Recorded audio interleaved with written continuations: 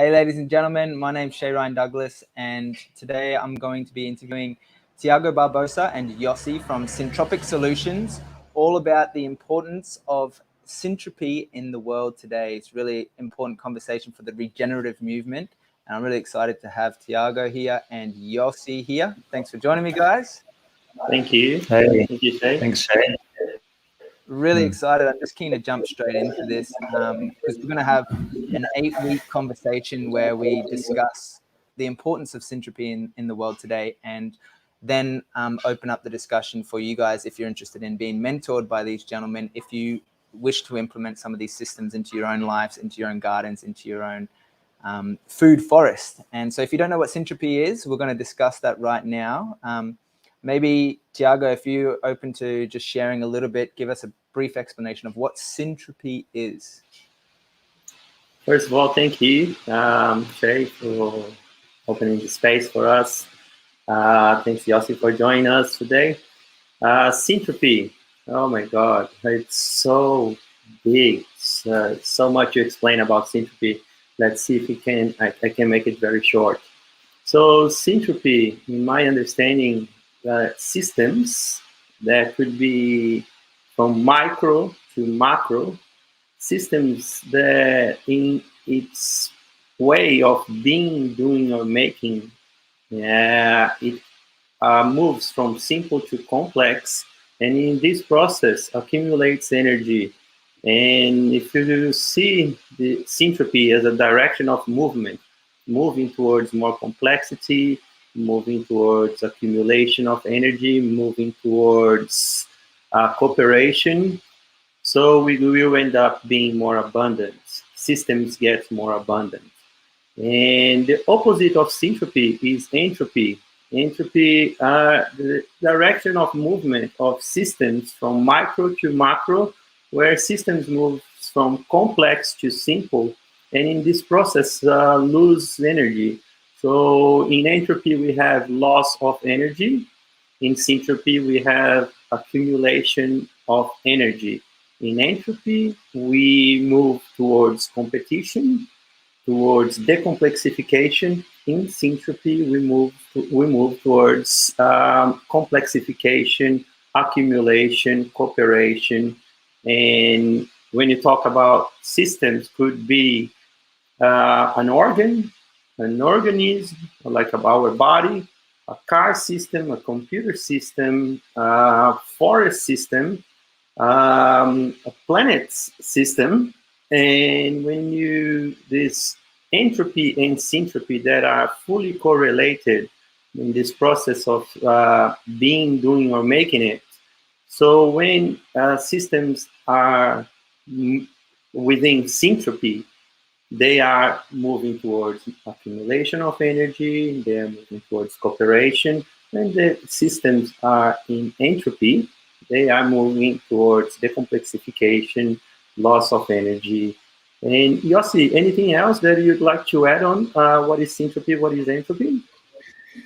Yeah, I guess what comes to mind for me is using like the forest as an example, using the way we do syntropic farming as an example on how we might need some entropic processes in the beginning to get a system going, to get the trees growing and all the plants and everything as minimal as possible. But eventually, you know, you have this positive feedback loop happening and the system kind of feeds itself and supports itself. And, you know, this is what obviously nature does so perfectly, ingeniously. It has to. Nature has to support itself to be able to produce more than it uses. So I love, you know, seeing the incredible exquisiteness of the forests and, you know, how one tree, it won't just give 1 or 2 seeds, it'll give thousands of seeds to make sure that life is abundant and it's always producing a lot more than it uses in its evolution and its growth. Yeah. I love that explanation, and something that I feel really inspired by what both of you gentlemen are doing is practically implementing syntropy and these systems into food productive agroforests. And something that you're doing with Syntropic Solutions is really exciting, implementing and maintaining ecosystems using these these solutions. So I'm just going to pull up your website in the share screen, and maybe Thiago, if you could explain a little bit more, what is Syntropic Solutions, and how can this really have an impact in the world that we find ourselves in today? Okay. So Syntropic Solutions, we created this platform or this enterprise to find solutions for people who want to grow food on their backyard in a very small scale, to people who want to restore ecosystems or maintain ecosystems in a large scale. Could involve food production or wood production, or could not involve food production or wood production, could be just for restoration. Mainly when we're talking about a system, like an ecosystem, it's so complex. We have the element water, the element nutrients, the element plants, the element soil. So the understanding of how we can put all of this to work within this technology that's been working this planet for so long. This planet's being abundant for hundreds and millions of thousands of years, So the idea is to understand how the combination of all these elements, soil, water, nutrients, plants, sunlight, and put it together in a way that could make the growth of plants or the growth of groups of plants, because we're talking about cooperation here, we're talking about ecosystems restoration, and so we want to understand how each individual works so we can put it all together and move within Syntropy towards accumulation, so plants on their backyard could have a better life. They could not be stressed, so not attracting disease and pests. And if we're talking about a system in a medium scale, food production could be in a small farm or hobby farm or a productive farm. Nowadays, because we don't understand how every element in the system works, we see anything else that comes in the system that we don't know, we try to kill it, we try to avoid it by using pesticides, by using shade cloth, by using fungicides. So what we're trying to do here is understanding the ecosystem as a whole. We can make all the elements to work together, so plants and waterways and food crops, forests could all have a harmonic life, and can work together. So in a sense of backyards, people could have a better plant for them to eat. They don't need to use less inputs. And when we talk about food production, the farmers can reduce inputs in the long run, or they can have a better condition for their crops. So when we're talking about large scale or ecosystem restoration, we can bring back water to the ecosystem. We can put plants where they belong. So if you ask me, Shane, who should know about Syntropy or Syntropic Solutions, I would say everyone or anyone who eats at least once a day or once a week, So if you eat, we should know where our food comes from. What is the process and procedures in the food production? When we go to the doctors, we don't want to go to a dodgy doctor. When we go to a mechanic, we don't want to go to a dodgy mechanic. So when we're talking about the food that we put in our body, we should know what are the practices that the farmer or the enterprise who are producing the food, what are the practices that they are using, and how is that affecting not even talking on the planet spectrum, but talking about the neighborhood spectrum, and that's my. You see anything else that you want to point on? Yeah. So Syntropic Solutions is also like going off what you said, Thiago, especially like around planting water and creating solutions for people's backyards and regenerating ecosystems. So, it can really be applied into anywhere. It's principles that help us to work with the cycles of nature. And when applied anywhere, they really help us to create resilient, strong systems where we can grow an abundance of food. So yeah, I feel like Syntropic Solutions in that case, we're trying to make it more accessible, trying to make it easier, putting it in frameworks that can be applied into any type of farming or any area where it's urban or whether it's market farming or large scale. And yeah, just kind of providing, I guess, the support to be able to understand how to apply these different principles into any of these practices. Yeah, and I'm personally passionate about bringing community together, getting excited about finding the new ways to, do syntropic farming and going off the work. This is all originated from Ernest's work in Brazil, Ernest Gertsch, where he bought all this arid, desolated land and, observed how the rainforest functions and then put these practices into play. And now we get to apply these principles and have great success, reduced costs, reduce water, and create an abundance of healthy food for ourselves and our communities. That's great. You touch in a very important point there, Yossi. We can apply that in every climate in this planet. If there is a tree or there was a tree in that location, could have been even hundreds of years ago, we can put a forest back there. As you mentioned, Ernest Gertsch, he says that most of the land in this planet has been a forest before, and we can bring the forest back.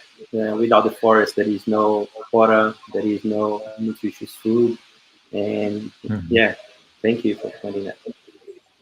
That's really exciting, and the potential of these solutions through Syntropy, of what's possible in the way that we structure, as Yossi said, our communities, the way that we grow our food, as you said, Thiago.